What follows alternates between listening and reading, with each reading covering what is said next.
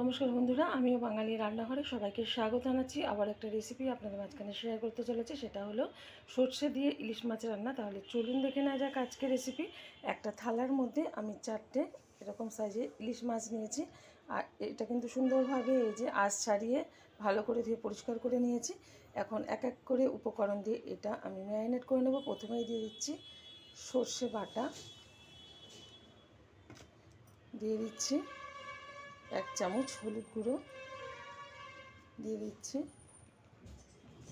1/2 চামচ লঙ্কার গুঁড়ো, ঝালটা যার যার পছন্দ অনুযায়ী ব্যবহার করবেন। দিয়ে দেবো 1/2 চামচ লবণ,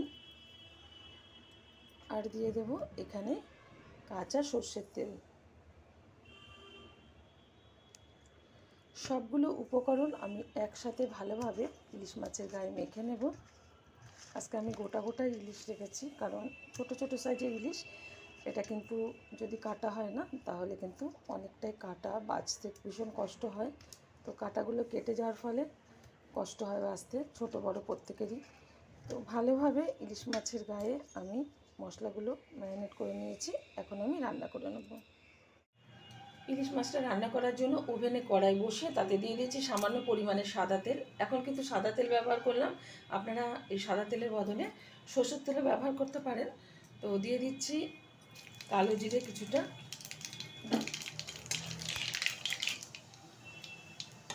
এখন দিয়ে দেবো মেখে রাখা মশলা দিয়ে মেখে রাখা ইলিশ মাছ।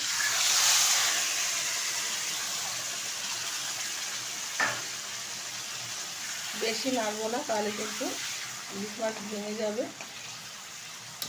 আর বেশি মশলা কিন্তু কষাবো না, তাহলে কিন্তু তিতে ভাব চলে আসবে।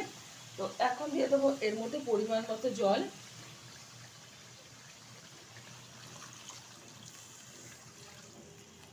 আর দেবো না, পরিমাণ মতো কিন্তু জলটা ব্যবহার করলাম। তো আমার এই রেসিপি যদি আপনাদের ভালো লেগে থাকে, আপনারা অবশ্যই আমার চ্যানেলটিকে সাবস্ক্রাইব করবেন, লাইক করবেন, শেয়ার করবেন। আর এরকমভাবে একবার ছোট ইলিশ এনে থাকলে বাড়িতে, তারা এরকমভাবে রান্না করে খেয়ে দেবেন, আশা করি ভীষণ ভালো লাগবে। হাই আছে ঢেকে রান্না করে নেব 5 মিনিট। ঢাকনাটা তুলে দিচ্ছি। খুব সুন্দরভাবে কিন্তু ইলিশ মাছটা রান্না হয়ে গেছে। নামিয়ে ঢেলে দেবো একটা পাত্রে। দেখা হবে পরের ভিডিওতে নতুন কোনো রেসিপি নিয়ে। ধন্যবাদ।